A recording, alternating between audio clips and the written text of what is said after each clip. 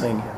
So actually the counterfeits that we have seen recently, and you have reported it quite widely in your outlets, has been kind of very poor. But that's not the point. The point, you can see the intention of these people. Clearly they can see there's something there. So I think the point here is we have to deal with them conclusively.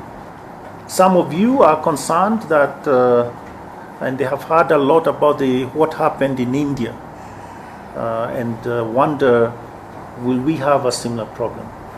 The point is, we need to learn from the experiences of others. And I would want to submit that we actually looked at the matter in India, why things went the way they went. Meaning, what are the learning points? What are maybe the mistakes that they made from a perspective of the outcomes? It's true there are significant effects.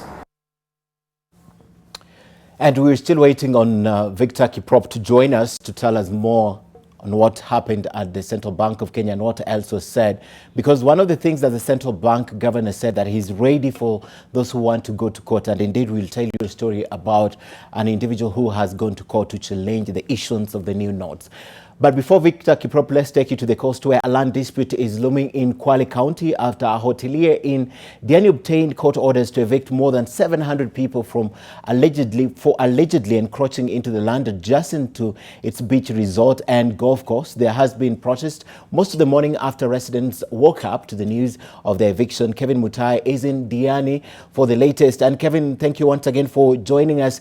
The last time we spoke, you told us about these protests and the fact that the 700 people are saying a different thing. They've been living there for decades and they really want to retain their land. But here is a court order. So what is the way forward?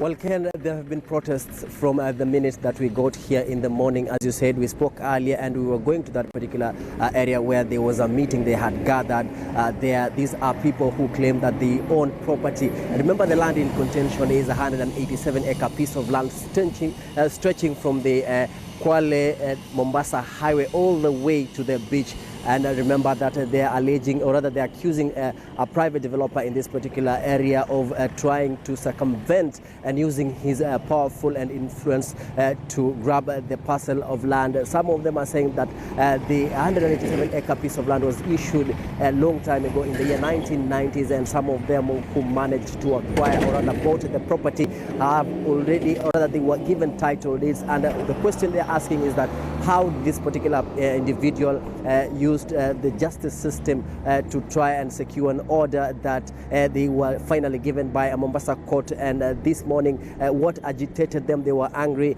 saying that they don't understand why this particular order was issued without following proper procedures. Some of them claim that those magistrates, or rather those particular people in charge of issuing the order, should have first come on the ground and gather views and sentiments from the locals without taking that particular step. But we understand that the intrigues that are surrounding that particular property did not even start yesterday, not even last week, not even last month. It is a case that has been going on for a while. But we understand that there are so many properties, investments worth billions of shillings that will be demolished if at all that court order will be executed. We understand that some of even politicians have properties along that particular stretch of the road from Kwale, or rather from Diani Highway all the way to the beach. And if the order will be, or rather if that particular order will be executed, then their properties will have to come down. But this morning, the locals and residents, business owners, or rather people who are owning premises along that particular stretch demonstrated, calling on the National Lands Commission and the Lands Registrar to intervene so as to demarcate and talk to residents, make them understand exactly on what criteria did these particular people they're accusing of wanting to grab the particular land used in order to secure that particular court order, so as to also have an opportunity to air their grievances. It is a matter that is currently even happening. Before we left that particular area, we also told that there's a nearby school that is also affected, and we were told that pupils from that particular institution were also trying to air their grievances by taking it to the streets. But we went there, but we were informed that they were still in class. We're keeping an eye of what will be developing from this particular. But remember, over 1,000 families will be affected if that court order will be executed. but the residents maintain that all they want is peace, and what they want is the responsible government agencies to intervene to ensure that all this is resolved between that particular developer and the residents. Ken, we're still following up on this issue, and we will be updating our viewers in the subsequent bulletins. Right. Thank you very much. Very comprehensive indeed, Kevin, and thank you for that live report. Now, the government has issued a 14-day ultimatum to all illegal gun holders in Marsabit County to surrender them to authorities before a crackdown. Marsabit County Commissioner Gilbert Kitio says that due to the rise of insecurity in the region, action will be taken against anyone found illegally holding firearms after the grace period. The commission has also warned politicians against inciting the public, adding that they too will face the full force of the law. A former MCA is also a person of interest and has been ordered to report to the police immediately. Kitio also reported that they had enough evidence against 3 persons who had been arrested over the murder of 2 women in Konso Banchela village and 2 herdsmen in Shaba Hills.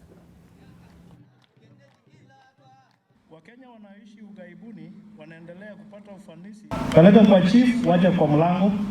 Peleka kwa police, wacha gate. Baada ya hiyo, kuna operation kubwa itafanywa. Ila mjawahi kushuhudia hapa. Sio kwamba nawatisha, kuna operation kubwa. Itasakwa nyumba kwa nyumba. Manyata kwa manyata. Fora kwa fora. Right, let's talk about education now. And the county government of Kajiado puts teachers shortage in 3 sub-counties at 60%, claiming the delocalization continues to widen the gap as a majority of trained teachers opt to abandon their profession to save their marriages. This has negatively affected students' performance in national exams in the county, which has been graded as a D-. According to the county's 2017 survey, only 3 out of 10 KCSE candidates managed to score a grade of C. The Ministry of Education seeks to improve student performance by encouraging those who perform well to join teaching profession. He was speaking during the 18th graduation ceremony at the International Teaching and Training Center, where more than 560 teachers graduated. We know the part this school is playing. The issue of lack of teachers. We know at least even if they are not employed or taken by TSC to teach, they will be somewhere. Hata wale wasichana wenye walikuwa hawaendi shule, sasa tunachukua jukumu kama shule, kama college ya international, tunachukua jukumu kuwasaidia, kuwatafuta humu. Wale wenye walisema, wale wenye wameolewa pia tunawapa jukumu ya kuja wasome. Wengine tunawapa sponsorship ya bure na kwa miaka 2 na wengine kwa miaka 3 kulingana na kiwango cha teachers training anafanya. And to Maasai Mara now, where tourists and residents in Narok took advantage of a 1-day free entrance into the Maasai Mara Reserve to witness the early wildebeest migration. The annual Great Migration is one of the 7 new wonders of the world. Patiently lining up to experience the wonder, residents and tourists flocked to the gates of the Maasai Mara Game Reserve to take advantage of the 1-day free entrance and to witness an early commencement of the wildebeest migration. The free entry was ordered by the Narok County government in a bid to help promote local tourism. It's time now to take advantage of maybe seeing the wildebeest because this is the season. And actually he has told us that they have started migrating earlier this time. Tangu jana na leo, gavana alipopeana free entry, wageni wamekuwa wengi na wamefurahia kabisa. Narok North MP Mutalel Olekenta is now welcoming Kenyans to invest in Narok County. He is, however, urging the government to ensure that the second phase of the Mara eviction is done in a bid to save the water catchment area and the Maasai Mara Game Reserve as a whole. And anybody who is within the forest should actually be forced to come out as soon as possible. In fact, yesterday we had the migration that started early. But I can tell you that's an anomaly. It should not happen like that. So somebody must question themselves, why did it happen? About 2,000 wildebeest will be crossing the Mara River from Kenya into the Serengeti Game Reserve in neighboring Tanzania. It is a spectacle that attracts thousands of tourists to the country every year. Anita Nkonge, NTV. All right, the Director of Public Prosecution and the DCI have exercised their right to appeal within 14 days and filed a notice of appeal, their intention to appeal the ruling that gave a lease of life to the DCJ, that's the Philomena Mwilu, and now they have gone to court challenging this, and they say they are unhappy with that ruling. Of course, the reasons were raised last week why they think that they still have a case against DCJ Mwilu, and of course they have gone to court. So the case that is against Philomena Mwilu will be heard in the Magistrates Court after the Directorate of Public Prosecution, Director of Criminal Investigations, the Chief Magistrates Court and Corruption Court of Nairobi, and the Attorney General expressed their intent to appeal the outcome of that case last week. Philomena Mwilu has survived. All right, let's cross the borders now. And at least 2 protesters were shot dead today as Sudan's military rulers tried to break up a sit-in outside the country's army headquarters. 3 more people were killed by, quote, bullets of the military council, bringing the total number of dead to 5, according to the Central Committee of the Sudanese Doctors. A large number of critical casualties has also been reported. The Sudanese Professional Association said that it had reason to believe the military was planning to end the sit-in with excessive force and violence after 3 people were killed in incidents on the fringes of the demonstration last week. We have a desire to end the great work of the sit-in, and we face great challenges in the cities of Sudan and in the neighborhoods. By channeling the spirit of the sit-in into the reconstructions of schools, health centers and hospitals. And we will hold the new government to the great challenge, and we have a great goal we will work towards after achieving our goals here. Meanwhile, Sudan protesters gathered outside the military headquarters in Khartoum, waiting to break the Ramadan fast and preparing for food, while a small number of journalists marched calling for press freedom.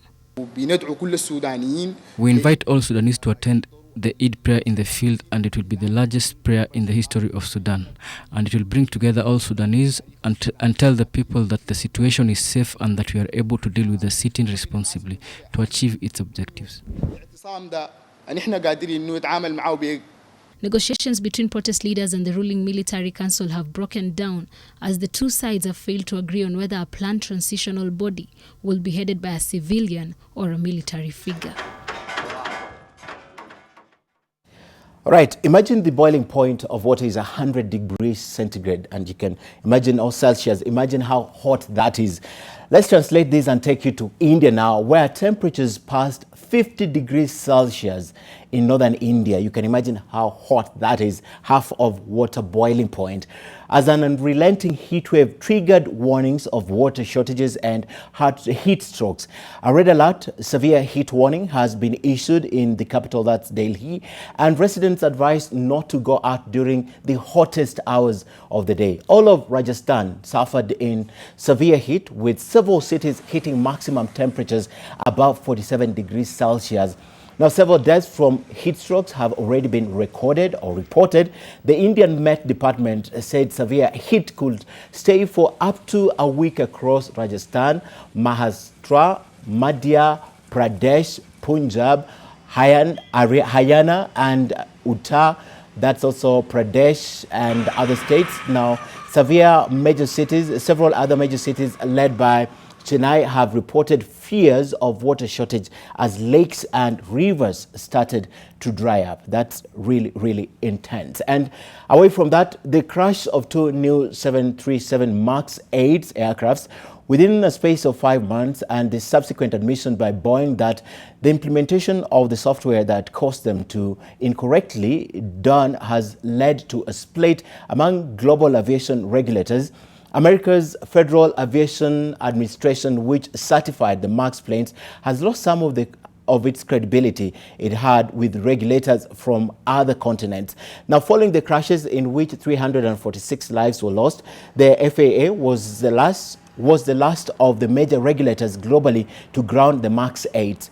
It came to be discovered subsequently that FAA delegated some of its responsibilities to Boeing itself, creating a conflict of interest. Canadian's aviation regulator has already suggested it may work more closely with European regulators rather than the FAA on the matter of safety of the MAX aircraft. For Boeing, this all means that the excitement that the certification of the MAX 8 will take place in the shortest time possible has been significantly dampened. And one of the reasons that FAA is said to have given part of its responsibilities to Boeing is because of the capital base. The amount of money that Boeing handles is much more than Boeing can. So definitely they cannot be able to do other things that Boeing with its capital can. So that's one of the reasons that was given.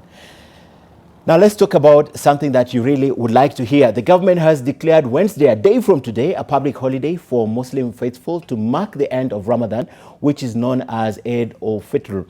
Ramadan is a period of fasting, prayer and reflection during which Muslims renew their faith, and Eid shopping has gained momentum right here in Nairobi and of course in other cities such as Mombasa.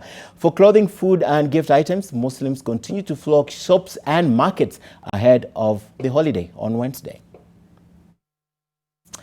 And let's take you back to Murang'a, and that couple in Murang'a that are accused of killing their daughter was earlier today charged with the murder of the 2-year-and-a-half-old daughter who is reported to have drowned. Now, the girl went missing late last month after the couple failed to report to the authority, facing the villagers to raise alarm. The Assistant Chief, Julius Irungu, with the support of other villagers, reported the matter to the local police stations, where the couple was summoned and admitted the child was missing. Stephen Kamau Kariuki and his wife Mildred Imali Musia from Kibue village in Murang'a East Sub-County were arrested on Sunday, that's yesterday, after the body of their daughter Silvia Matista was retrieved from Mathioya River. The police told the court that the couple, during interrogation, divulged that the child drowned when she accompanied her mother to collect firewood.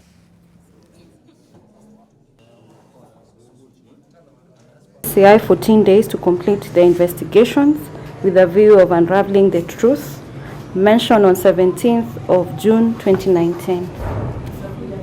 The said suspects shall be held at Murang'a Police Station. Elsewhere, parents and teachers at the Katamayu Primary School in Gatundu South, that's in Kiambu County, have raised concern over the poor state of their schools. Now, the school administration is now asking the government to improve the school for a better learning environment. Katamayu Primary School is a pale shadow of what it could have been once upon a time.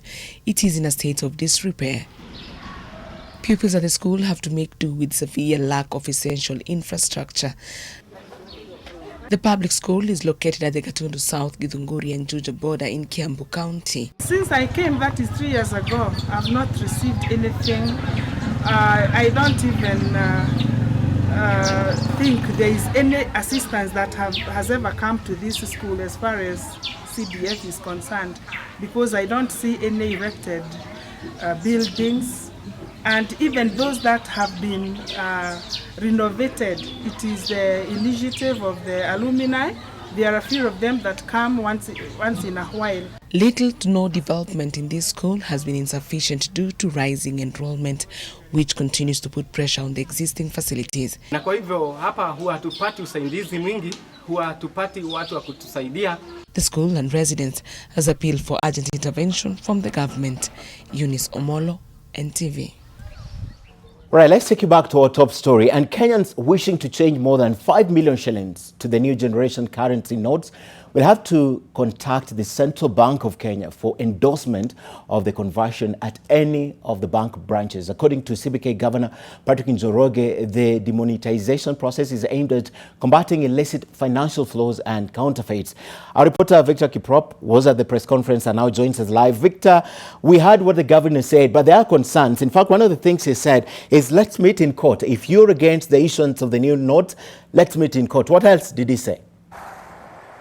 Well, a very good afternoon to you, Ken. I should actually start by asking you, how much money do you have in cash and how much of that is in 1,000 shillings note, because as you rightly say, if it is above 1,000 shillings, then you will need to go to a bank where you are trusted. That is your own bank where you opened the account, Ken, because that's the only place where you will be able to do the transaction. And if by any chance that amount in cash is above 5 million shillings, then you have no any other option, Ken, other than calling the Central Bank of Kenya and informing them of this planned conversion into the new generation currency notes before you are given the green light to go ahead and do the conversion. Of course, after answering a few questions, including, how you made the money and how you which kind of businesses you engage in. I'll look at your national identification cards and other details to you. But back to the point that you had raised, we are aware that Iyala Member of Parliament Simon Mbugua had went to court to raise concerns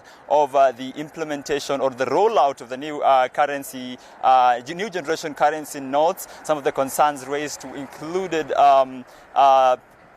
inclusion of public participation in the process, and also inclusion of the statute of the first president of this country, Mzee Jomo Kenyatta, in the design of the notes, Ken. And the governor's response was, as you rightly say, is that they have not contravened in any way with the constitution, and the design, of course, involved that is input from the public after the public participation process was completed. And he agrees, and he says that this will not stop the implementation or the rollout of this process, and they will go ahead. They view this as just usual inconveniences, and they will go right ahead. And anyone who has any legal basis to challenge the legality of this will, of course, go right ahead and meet the central bank in court. And we have a bit of statistics right here, Ken.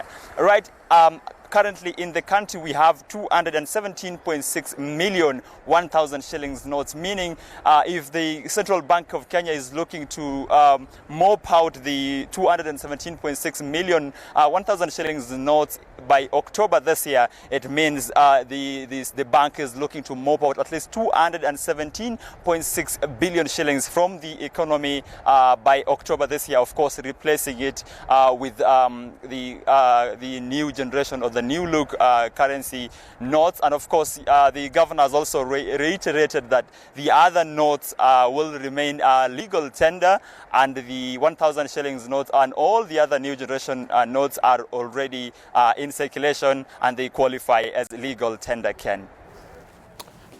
All right, Victor Kiprop, thank you very much for that. And of course, the question is, how much money do I have in cash, Victor? I don't have a lot of money. I shall have used it by the 1st of October. But just to highlight what Victor is saying, because before we go to sports, this is very important. And if you can just pick this, they'll be able to see it. This is the Constitution at Article 231 of the Central Bank Act. And I just want you to look at 4, where it says notes and coins issued by Central Bank of Kenya may bear images that depict or symbolize Kenya or any aspect of Kenya, but shall not bear the portrait of any individual. And this, the contention here, is the image, the statue of the founding president Jomo Kenyatta, which is not a portrait, according to me. It's a statue, and a portrait is, to me, is a picture. Well, that's subject to debate. The issue is in court, and let's wait and hear it from court.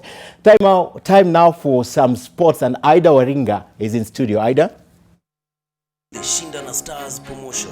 A grand prize of Kenya shillings 1 million to be won, and a lifetime.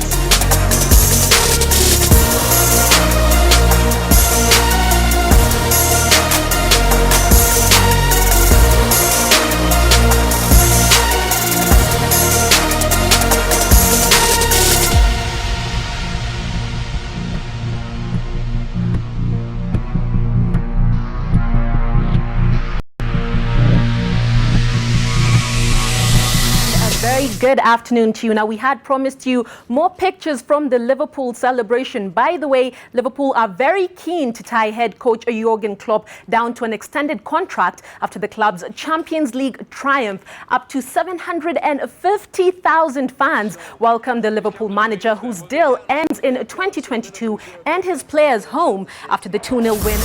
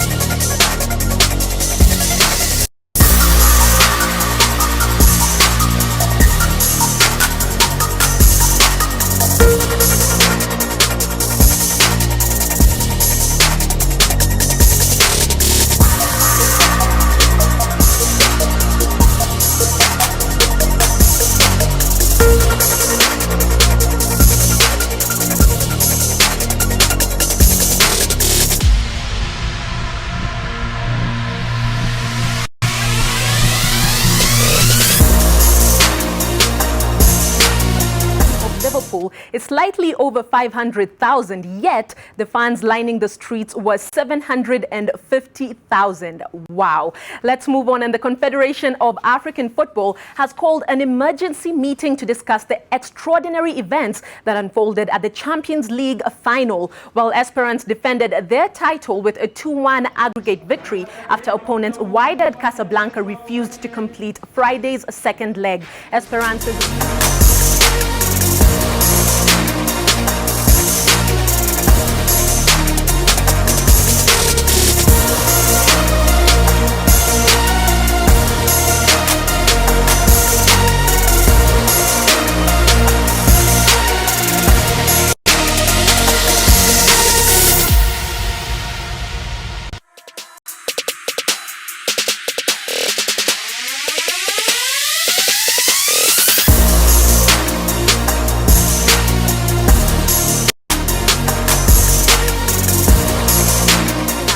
Let's move on. Muthaiga Golf Club has partnered with various sponsors to introduce the game of golf to neighboring Muthaiga Primary School. The golf club has taken in 10 students from the school who will be receiving basic golfing lessons from the club's professionals in an effort to develop skills at an early age. The club has also donated computers to the school lab, which was opened in partnership with Moran Publishers, who donated textbooks.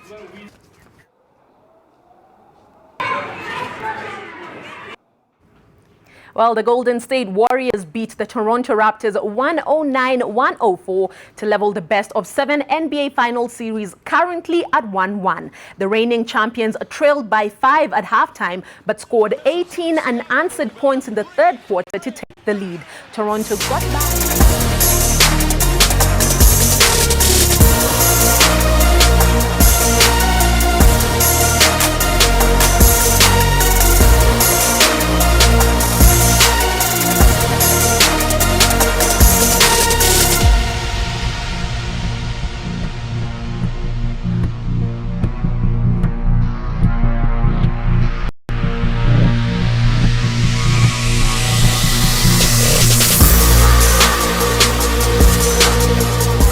Now, more sports updates at 9 p.m. I'm Ida Renga. Enjoy your viewing. It's back to Ken. Thanks, Ida. And before you leave, how much money do you have in cash? Well, I'm not answering any questions. I plead the fifth, Ken. All right. Thank you for the sports, though. At least you spoke about sports. And thank you for watching NTV at 1. My name is Ken Mijungu. Enjoy the rest of your afternoon.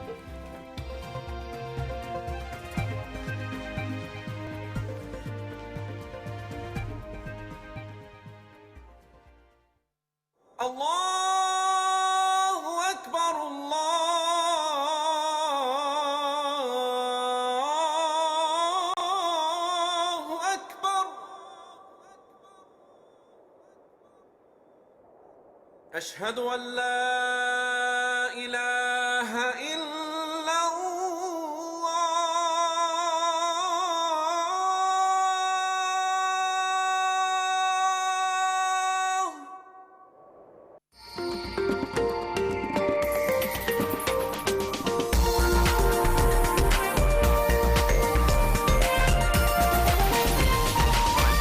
This is NTV.